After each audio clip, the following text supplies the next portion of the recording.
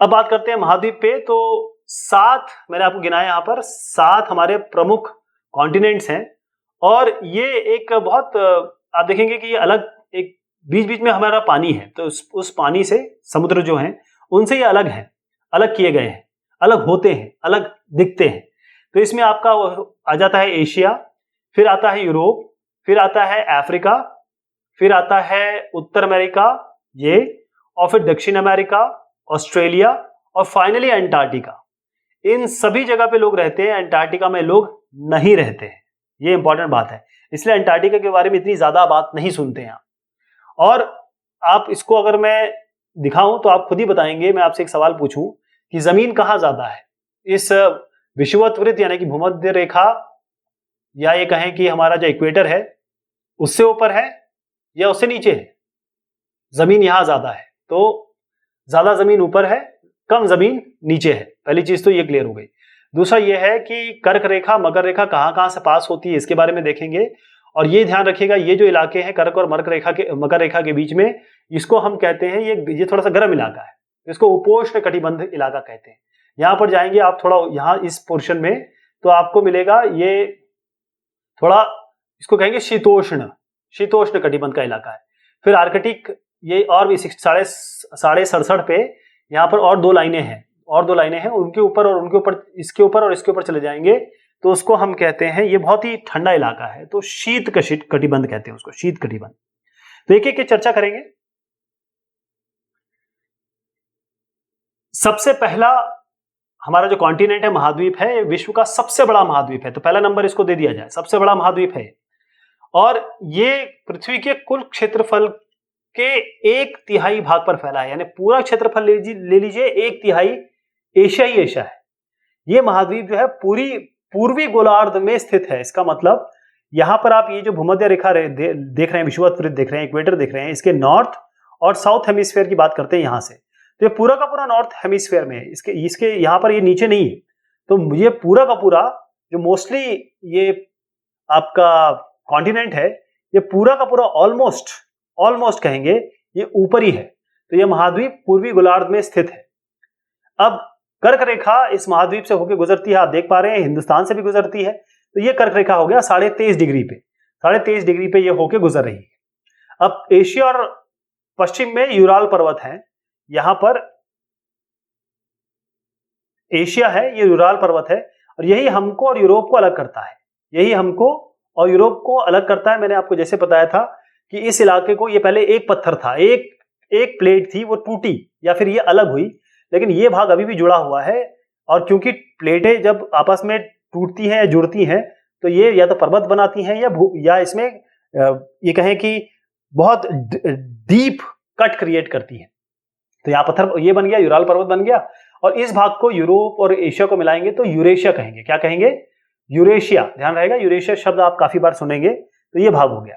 थोड़ा इसको मैं और डीप में ले जाता हूं आपको। यहाँ पर देखिएगा हिंदुस्तान आपको दिख रहा है, ये आपके सारे इलाके हैं, और ये इंडोनेशिया इसमें आता है, मालदीव्स हो गया, इधर पे आ जाइए तो ये जो अरब कंट्रीज हैं वो सब हमारे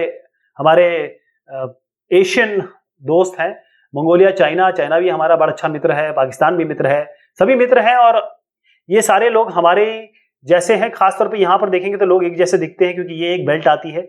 अगर आप सऊदी अरेबिया चले जाएं, इंडिया, और या इस जगह पे चले जाएं, चाहे आप थाईलैंड वगैरह चले जाएं, तो आप देखेंगे एक जैसे लोग तकरीबन दिखते रहते हैं, या कलर हमारा एक जैसा है, या स्किन का कॉम्प्लेक्शन एक जैसा है। वो इसीलिए है क्योंकि हम एक ही लैटिट्यूड पे आ रहे हैं। यहाँ पर आइएगा, ये भी एशिया का ही चित्रण है। यहाँ पर अलग अलग कंट्रीज और उनके, मैं आपको दिखाता हूँ, इसके वो भी है, अलग अलग सिटीज भी है। बहुत थोड़ा छोटा दिख रहा है, लेकिन थोड़ा आपको आइडिया लग जाएगा कि हम कहाँ कहाँ तक है। ये पूरा इलाका जो है हमारा, ये एशिया इलाका है, बहुत बड़ा इलाका है। अब यूरोप एशिया से बहुत छोटा है, मैं इसका आपको लिस्टिंग बताऊंगा, बल्कि आपसे एक एक्टिविटी भी करवाऊंगा। तो यूरोप एशिया से काफी छोटा महाद्वीप है, लेकिन यहां जनसंख्या काफी है, एशिया में तो सबसे ज्यादा है।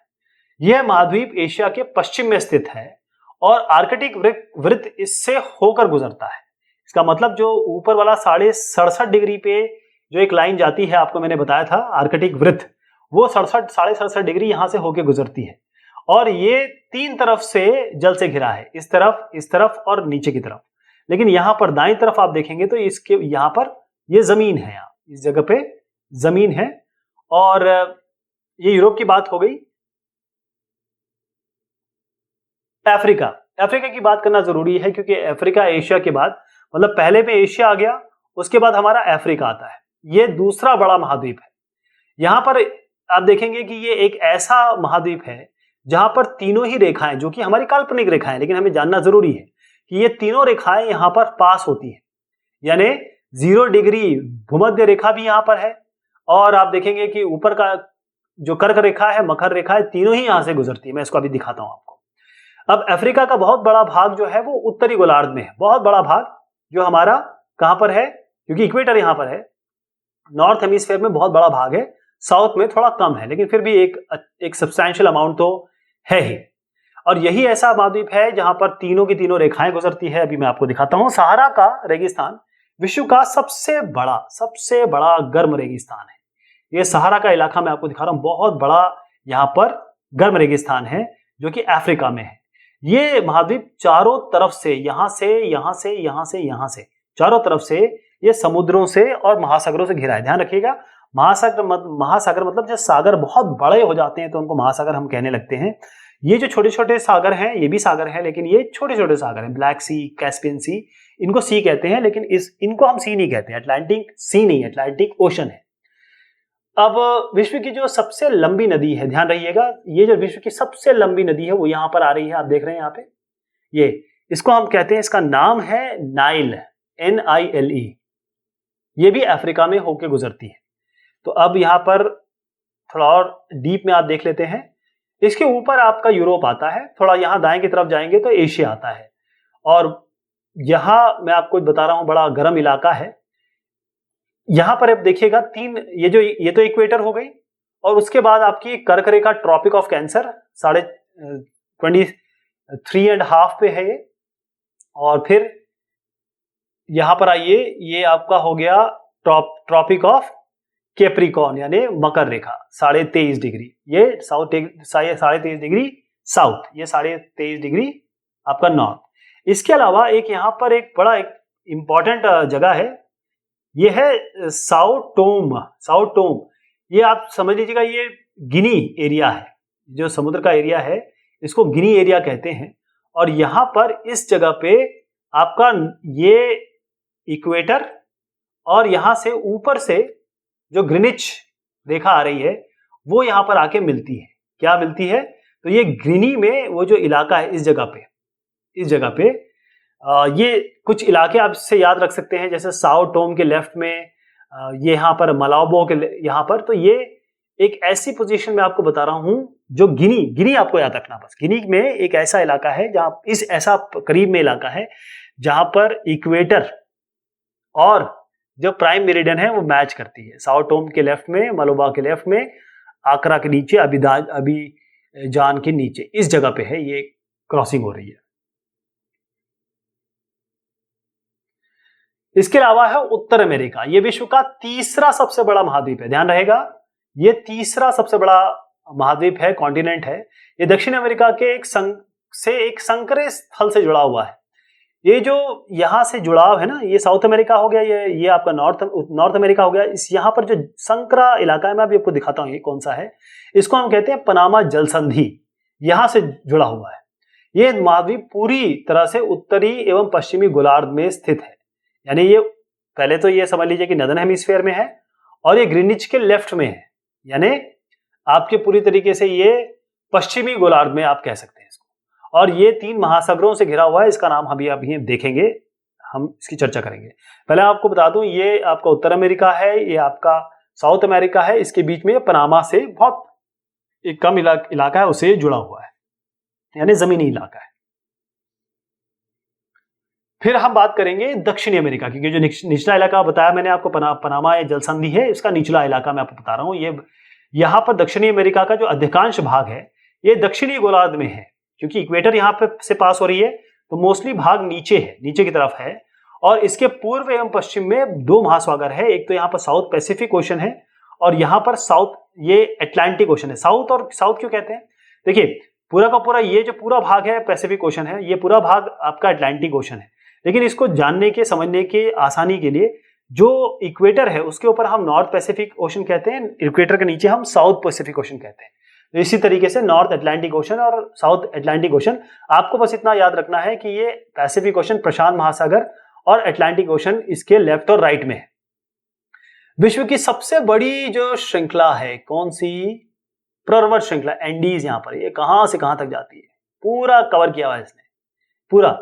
और दक्षिण अमेरिका में विश्व की जो सबसे बड़ी नदी है, बड़ी अलग है, लंबी अलग होती है, तो सबसे बड़ी नदी जो है वो अमेजन भी यहीं पर है। अमेजन रिवर भी आपको यही मिलेगी। आपने सुना होगा अमेजन रेन फॉरेस्ट, अमेजन में आग लग गई, ये सारी चीजें आप यहाँ पर यहीं पे सुनते हैं, इस इलाके में हो रही होती हैं वो सारी चीजें। ऑस्ट्रेलिया पे आ जाएं, ऑस्ट्रेलिया एक देश है लेकिन ये कॉन्टिनेंट भी है, तो विश्व का सबसे छोटा महाद्वीप है और ये पूरी तरीके से इक्वेटर के नीचे है, तो हम इसको कहेंगे कि ये दक्षिणी गोलार्ध में है और ये चारों तरफ से इस महासागर से और समुद्रों से घिरा हुआ है। इसको हम आइलैंड कॉन्टिनेंट या द्वीपीय महाद्वीप भी कहते हैं। ये द्वीपीय महाद्वीप भी हो गया। अंटार्कटिका, अंटार्कटिका ये मैं टॉप व्यू दिखा रहा हूं, ग्लोब के ऊपर आप चले गए, खड़े हो गए ग्लोब के बहुत ऊपर, पृथ्वी के बहुत ऊपर, वहां से आप जब देखेंगे अंटार्कटिका को, तो अंटार्कटिका कुछ इस तरीके से दिखाएगा, क्योंकि साइड में अलग से दिखता है। अंटार्कटिका एक बहुत बड़ा महाद्वीप है जो दक्षिणी गोलार्ध में स्थित है, यानी कि सदर्न हेमिस्फीयर में, और दक्षिणी ध्रुव इस महाद्वीप के मध्य में स्थित है, यानी यहां पर ये है साउथ पोल, ये इसके बीच में आता है। क्योंकि यह दक्षिणी ध्रुव क्षेत्र में स्थित है, इसीलिए यह हमेशा क्या होता है, क्योंकि अगर आप ध्रुव पे देखेंगे इस जगह पे और इस जगह पे हमेशा बर्फ जमी रहती है, क्योंकि सनलाइट यहां पहुंच ही नहीं पाती ना, तो इसलिए हमेशा बर्फ जमी रहती है। और यहाँ किसी भी प्रकार का स्थानीय मानव निवास नहीं है, कोई आदमी नहीं रहता यहाँ पर। यहाँ पर केवल अलग अलग कंट्रीज ने यहाँ पर रिसर्च के लिए अपने सेंटर बनाए हुए हैं। जैसे भारत का अगर संस्थान का नाम करें तो मैत्री है और दक्षिण गंगोत्री, यहाँ पर लोग आते हैं रिसर्च करने के लिए। अब मैं आपको बताना चाहूंगा कि इन डब्बों से पता लगाइए कि कौन सा सबसे बड़ा है, कब सबसे छोटा है। क्लियर पता चल रहा है कि एशिया सबसे बड़ा है, एशिया सबसे बड़ा दिख रहा है आपको। उसके बाद आप देख रहे हैं अफ्रीका, हमने पढ़ भी लिया, इसको समझ भी लिया। उसके बाद आप देखेंगे कि थोड़ा ब्लॉक्स के नजरों से देखें तो उत्तर अमेरिका ज्यादा बड़ा दिख रहा है, तो एक दो तीन तीसरे नंबर पे आ गए। फिर उसके बाद आइए चौथे नंबर पे दक्षिण अमेरिका, तो 1 2 3 4 ये हो गया। यहां पर देखेंगे अंटार्कटिका में 1 2 3 4 5 6 7 8 9 10 11 12 13 इतने डब्बे हैं। तो ये जो डब्बे बता रहे हैं कि 1 2 3 4 5वां नंबर अंटार्कटिका का है, फिर यूरोप है, फिर ऑस्ट्रेलिया है, तो ये इसकी नंबरिंग हो गई। जलमंडल, महासागर, महासागर, सागर कौन से होते हैं? ये भी, इसमें भी नमकीन पानी है, लेकिन ये बहुत बड़े नहीं होते हैं। जब आप बहुत बड़े पानी के इलाके की बात करते हैं और वहां वो अलग मतलब सलाइन वाटर है, नमकीन पानी है, उसको हम महासागर कहेंगे, राइट। तो महासागर जलमंडल के मुख्य भाग है, आपस में एक दूसरे से जुड़े। ध्यान रखिएगा, पानी हर जगह जुड़ा हुआ है, जैसे जमीनें जुड़ी नहीं हुई है ना, पानी हर जगह जुड़ी हुई है और वो सब एक लेवल पे है। पानी सब एक लेवल पे है। कोई भी पानी, आप अटलांटिक में चले जाएं, चाहे प्रशांत में चले जाएं या फिर आप कैस्पियन पे चले जाएं, सब पानी एक जगह दिखेगा आपको। ध्यान रखिएगा, तभी तो हम मीन सी लेवल हाइट निकाल पाते हैं। तो महासागरीय जल रुका नहीं होता है, ये हमेशा मूव करता रहता है। यानी कि महासागरीय जल जो ओशन में पानी है वो हमेशा मूव करता रहता है, गतिशील है। इसमें आप वेव्स देखते हैं, तरंगे, ज्वार भाटा यानी कि लो टाइड, हाई टाइड और महासागरीय धाराएं, ये महासागरीय जल की गतियां हैं, मूवमेंट हमेशा होता रहता है। अगर मैं बड़े से छोटे लेवल तक आपको ले जाऊं तो सबसे बड़ा जो है वो हमारा है प्रशांत महासागर, उसके बाद अटलांटिक महासागर, फिर हिंद महासागर, फिर दक्षिणी महासागर, फिर आर्कटिक महासागर। देखा जाए, यहां पर आएंगे हम। सबसे पहला, इसको मैं थोड़ा बड़ा करूंगा अभी, पहले आप समझ लीजिए कि जो पैसिफिक ओशन है वो ये है, प्रशांत महासागर। फिर ये अटलांटिक ओशन है, ये देखिए एस का शेप बनाएगा, ये आपका अटलांटिक ओशन हो गया।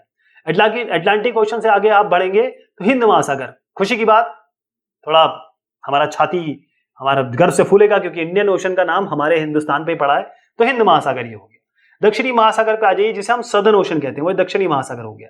उसके बाद हम आएंगे तो आर्कटिक, ये आर्कटिक जो है ऊपर की तरफ है, यहां देख रहे हैं, लेकिन ये बहुत बड़े इलाके में फैला हुआ है। थोड़ा मैं आपको इनके करीब ले जाता हूं। ये आप समझ गए, पैसिफिक ओशन, अटलांटिक ओशन, फिर इंडियन ओशन, फिर सदर्न ओशन, फिर आर्कटिक ओशन। ये ओशन है यानी महासागर है। इसके बीच में आप देखें यहाँ अलग अलग पानी के इलाके हैं, इनको हम सी कहते हैं। ये थोड़े कम एरिया वाले पानी के इलाके हैं। प्रशांत महासागर, इसको पहले ध्यान में रखिएगा दिमाग में। प्रशांत महासागर यहाँ भी है, प्रशांत महासागर यहाँ भी है, क्योंकि पृथ्वी को हमने पीछे से कट दिया है, गोल हमारी पृथ्वी है, कट दिया है और उसको खोल दिया है, तो इसीलिए हमको ये दोनों एक ही जगह दिख रहे हैं। जस्ट इसके बाद जाएंगे तो यहाँ पहुंच जाएंगे, जस्ट इसके बाद जाएंगे तो यहाँ पहुंच जाएंगे। तो प्रशांत सागर को आप देख लें अच्छे से, मैं आपके इसके बारे में बता रहा हूँ। प्रशांत महासागर जो है ये विश्व का, प्रशांत महासागर सबसे बड़ा महासागर है, पृथ्वी के 1/3 भाग पर फैला हुआ है। जैसे एशिया 1/3 भूभाग पे है, 1/3 भाग पे फैला हुआ है। पृथ्वी का सबसे गहरा भाग मैरियाना गर्त, मैरियाना ट्रंच, यहाँ आप देख रहे हैं, ऑस्ट्रेलिया के ऊपर दिख रहा होगा आपको, एशिया के राइट हैंड साइड में। तो ये मैरियाना जो ट्रंच है वो ये ट्रेंच है बाकायदा पूरा, और इसमें चैलेंजर ड्रीप ये सबसे गहरा इलाका है, गहरा पानी यहाँ पर है। 11,022 किलोमीटर इसकी गहराई है, ध्यान रहेगा 11,022 किलोमीटर इस चैलेंजर डीप मैरियाना ट्रेंच में जो इसकी गहराई है। प्रशांत महासागर लगभग आप देखेंगे तो इसको मैं गोल करूं, इसको गोल करूं तो एक सर्कल की तरह बन रहा है, वृत्ताकार है। एशिया यानी कि ये हो गया एशिया, ऑस्ट्रेलिया ये हो गया ऑस्ट्रेलिया, उत्तर और दक्षिणी अमेरिका इसके चारों ओर स्थित है, इसके यहां पर और इसके यहां पर और इसके यहां पर। पैसिफिक ओशन, मैंने बताया पैसिफिक ओशन, यहां से गुजरेंगे तो यहां पहुंच जाएंगे इधर, तो एक ही जुड़ा हुआ समझिए इसको। और अटलांटिक महासागर पे आ जाते हैं। ये अटलांटिक महासागर हो गया, ये आपका एस शेप में दिख रहा है यहाँ पे, तो ये दूसरा सबसे बड़ा महासागर है और अंग्रेजी भाषा के एस अक्षर को से मिलता जुलता है।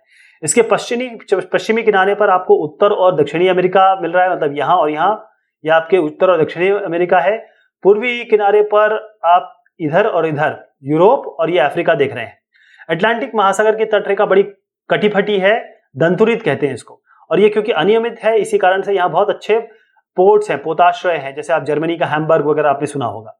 व्यापार की दृष्टि से ये सबसे ज्यादा बिजी ओशन है, महासागर सबसे ज्यादा बिजी है।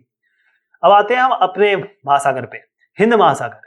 ये एक ऐसा महासागर है जिसका नाम हिंद यानी देश पे दिया है, भारत पे नाम रखा गया है।